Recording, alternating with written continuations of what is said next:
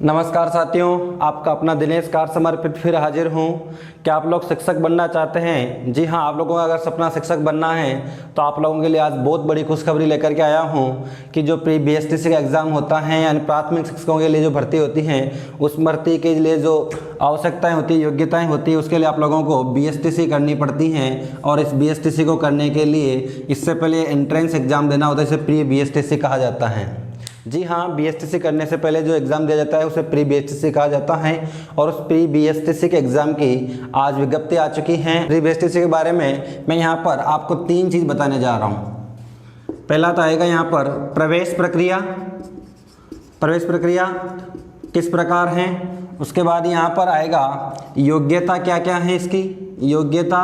और तीसरा आएगा यहाँ पर माध्यम के बारे में मैं आपको जानकारी दूंगा। चलो सबसे पहले बात कर लेते हैं अपन प्रवेश प्रक्रिया की।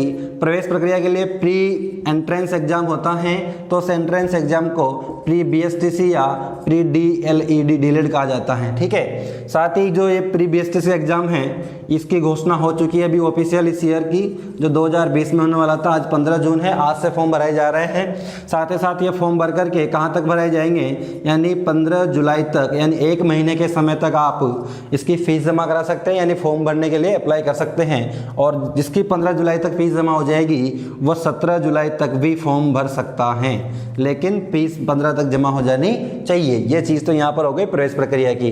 प्रवेश प्रक्रिया क्या है कि जो बीएसटीसी यानी आप शिक्षक बनने का सपना अगर आपने सजोए रखा है, अगर आप शिक्षक बनना चाहते हैं तो आप लोगों के लिए एंट्रेंस एग्जाम बीएसटीसी करनी होती है। उस बीएसटीसी के लिए एंट्रेंस एग्जाम होता है, उसे बोलते हैं प्री बीएसटीसी। और उसकी विज्ञप्ति आ चुकी है, यानी 15 जून 2020 से वो शुरू हो चुकी है, यानी आज से वो शुरू हो चुकी हैं। और फॉर्म कहाँ तक भराए जाएंगे, 15 जुलाई 2020 तक, जिसका पेमेंट हो जाएगा यानी फीस जमा हो जाएगी, 17 जुलाई तक फॉर्म भर सकता है। उसके बाद इसकी परीक्षा की बात कर लेते हैं। इसकी परीक्षा कब होगी, यानी इसका एग्जाम कब होगा, वो होगा 30 अगस्त को। कब होगा, 30 अगस्त को इसका एग्जाम होगा।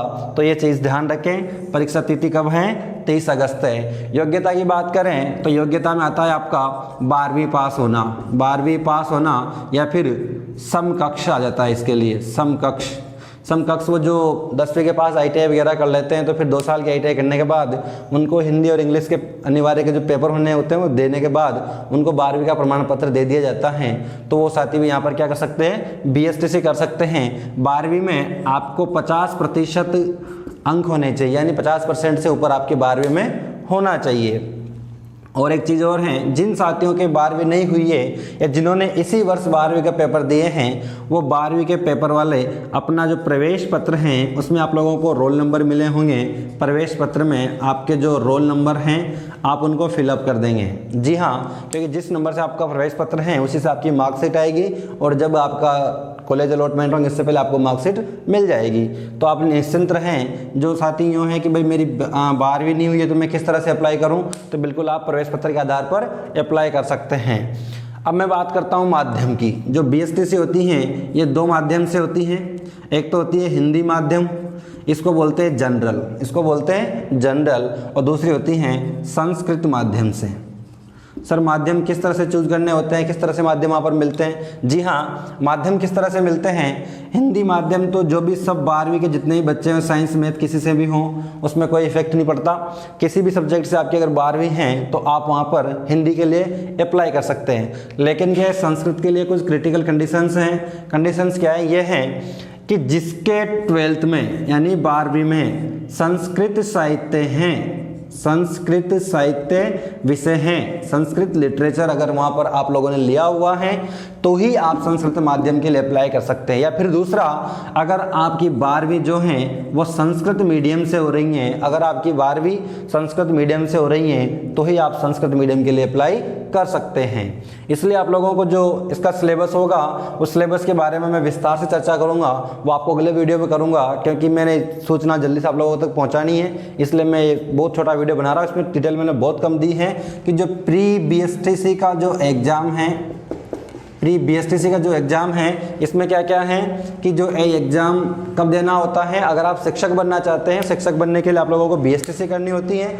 और उस बीएसटीसी के लिए आपको प्री बीएसटीसी एग्ज़ाम देना होता है। जो इस एग्ज़ाम में पास हो जाते हैं, यानी इस एग्ज़ाम में क्वालिफाई हो जाते हैं, वो क्वालिफाई लोग ही क्या कर पाते हैं, इस एग्ज़ाम में बीएसटीसी कर पाते हैं। जो लोग बीएसटीसी कर लेते हैं, तो बीएसटीसी करने का तरीका क्या है, वे क्या है, इसकी विज्ञप्ति आती है जो 15 जून 2020 को इस वर्ष की आ चुकी हैं, 15 जून 2020 को आ चुकी हैं। उसके बाद 15 जुलाई तक आपकी जो फॉर्म फीस होती है वो जमा करानी है। जिसकी 15 जुलाई तक फॉर्म फीस जमा हो जाएगी तो उनको 17 जुलाई तक फॉर्म भरने दिया जाएगा, यानी आपको 1 महीने का पूरा समय मिल रहा है। लेकिन मैं आप लोगों से बार बार कहूँगा और एक बार फिर कहूँगा कि अंतिम तिथि का इंतजार किए बिना आप फॉर्म अप्लाई कर देवें। 7वीं परीक्षा तिथि क्या रखी गई है आपकी, 30 अगस्त 2020 को इसकी परीक्षा हो जाएगी, जो एंट्रेंस एग्जाम है। चलिए योग्यता की बात करते हैं। जो 12वीं पास विद्यार्थी हैं या 12वीं के साथ समकक्ष कक्षाएं जो हैं, उनके विद्यार्थी भी इसमें क्या कर सकते हैं, अप्लाई कर सकते हैं। और जिन विद्यार्थियों की 12वीं नहीं हुई है लेकिन इसी वर्ष उन्होंने 12वीं का एग्जाम दिया है, 12वीं के पेपर दिए हैं, तो वो अपने प्रवेश पत्र के जो रोल नंबर है उस रोल नंबर को वहाँ पर 12वीं की जो कॉलम आएगा वहाँ पर फीड कर देंगे, क्योंकि जिस रोल नंबर से आप प्रवेश पत्र हैं उसी से आपकी 12वीं की मार्कशीट आती हैं। जी हाँ, माध्यम की बात कर लेते हैं तो ये हिंदी माध्यम से भी होती है और संस्कृत माध्यम से भी होती हैं। जो हिंदी माध्यम होता है उसे जनरल कहा जाता है, साधारण बीएसटीसी बोलते हैं, और ये जो संस्कृत माध्यम होता है इसमें संस्कृत बीएसटीसी इसको बोला जाता है। जो संस्कृत वाली हैं इसमें इसके लिए योग्यता क्या होनी चाहिए, तो 12वीं में आपके संस्कृत साहित्य विशेष रहा हो, ठीक है। अगर 12वीं में संस्कृत साहित्य विषय नहीं है तो दूसरी कंडीशन ये है कि आपकी 12वीं जो है वो संस्कृत माध्यम से हुई हो। इन दोनों चीज़ में आप संस्कृत से बीएसटीसी कर सकते हैं। और वहाँ पर जो आपका एग्जाम होता है इसमें जो आपका लैंग्वेज भी चूज करनी होती है, तो हिंदी, इंग्लिश और संस्कृत 3 लैंग्वेज होती हैं। चलो बता देता हूँ मैं, हिंदी, इंग्लिश और संस्कृत, इन 3 में से आपको 2 लैंग्वेज चूज करनी होती है। ये सारे में जो आपको सिलेबस बताऊंगा, किस तरह से आपको जो कंपटीशन को फाइट करना है वो तरीका जो बताऊंगा वहाँ पर बताऊंगा। आज के लिए इतना ही। आप लोगों का बहुत बहुत धन्यवाद। मैं आपके उज्जवल भविष्य की कामना करता हूँ। और आप मेरे जो जितने भी साथी हैं जो बिल्कुल 12वीं के बाद कुछ करना चाहते हैं, तो सबसे इजी फंडा है शिक्षक बनने का। शिक्षक बनने के लिए आप लोग सबसे पहले बीएसटीसी करें। बीएसटीसी के लिए इस वीडियो को देखकर अप्लाई करें। जी हाँ बिल्कुल। अगर आपको कोई भी क्वेरी है कि आपको कोई जानकारी चाहिए, पूछना चाहते हैं, तो आप मुझे व्हाट्सअप कर सकते हैं, कॉल कर सकते हैं। 24 घंटे आपका स्वागत है। Thank you. आप लोगों का बहुत बहुत धन्यवाद। और आप लोगों के मैं उज्जवल भविष्य की बार बार कामना करता हूँ। मेरे से अधिक साथी शिक्षक बन करके मेरे साथ आएँ। आप लोगों का बहुत बहुत धन्यवाद। वीडियो को लाइक करें, शेयर करें, अधिक से अधिक साथियों तक शेयर करें, उनके साथ शेयर करें। हो सकता है आपके इस वीडियो के एक शेयर से किसी एक बंदे की ज़िंदगी बन जाए। तो ऐसा नहीं कि सर यूट्यूब के चक्कर में, व्यू के चक्कर में इसको शेयर करने के लिए बोले, ऐसा कुछ नहीं है। आप इसे एक साथी के भविष्य के तौर पर देखें। इसको अधिक से अधिक आप शेयर करें। और अधिक कोई आपकी जानकारी चाहते हैं तो आप मुझे कॉल भी कर सकते हैं। आप लोगों का दिनेश कार समर्पित। धन्यवाद।